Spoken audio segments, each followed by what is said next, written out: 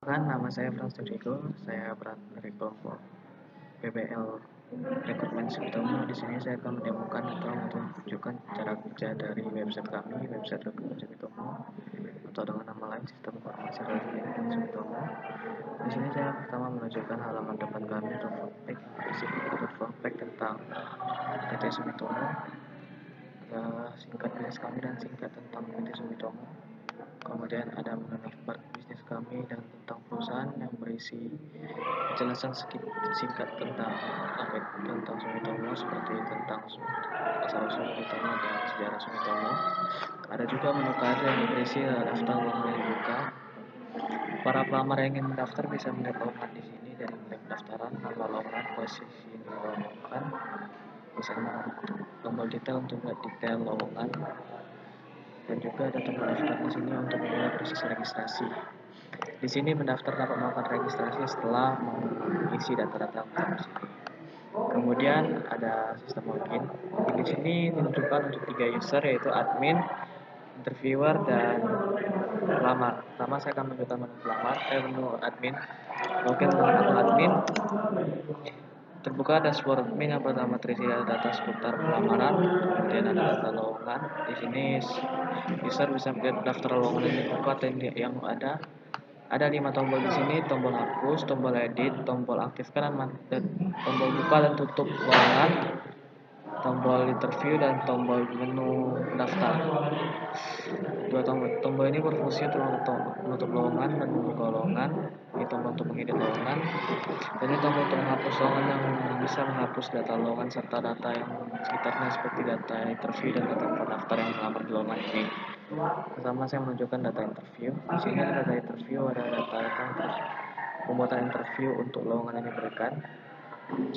Ada menu buat interview baru, di mana menu ini bertujuan untuk membuat interview baru dengan nama interviewer ada dari database.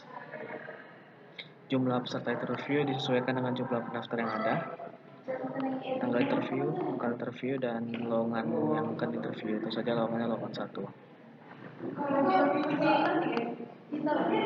Interview jadi 2. Tombol matikan interview dan tombol menghidupkan kembali interviewnya, dan juga tombol hapus untuk menghapus interview.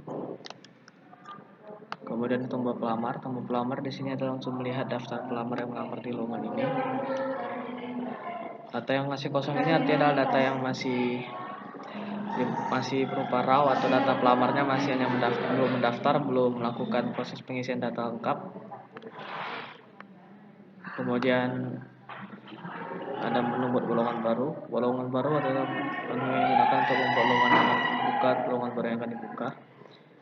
Daftar pendaftar yang publisi cukup sederhana, hanya perlu mengisi nama lowongan, posisi, departemen, kualifikasi, estimasi yang bergabung, dan juga time of recruitment. Time of recruitment dikirimkan dalam bentuk file CSV yang mana bisa diambil contohnya dari link sebelahnya, dan juga deskripsi singkat mengenai lowongan dibuka. Kemudian ada menu hasil ujian untuk melihat daftar hasil ujian yang bisa dilakukan di Moodle. Di menu Moodle, untuk project Moodle-nya bisa dilihat dalam proses pengembangan. Namun pada dasarnya menu ini akan berisikan data user atau data pelamar yang telah menyelesaikan ujian gitu. Sebelah kiri ada nama pelamar, tengah ada nilai ujiannya. Kemudian data interviewer atau data-data para orang yang bisa melakukan interview di dalam sistem kami, dan juga data pengguna secara keseluruhan, yaitu admin, interviewer, dan user biasa atau pelamar. Selesai untuk menu admin. Kemudian ada menu interviewer.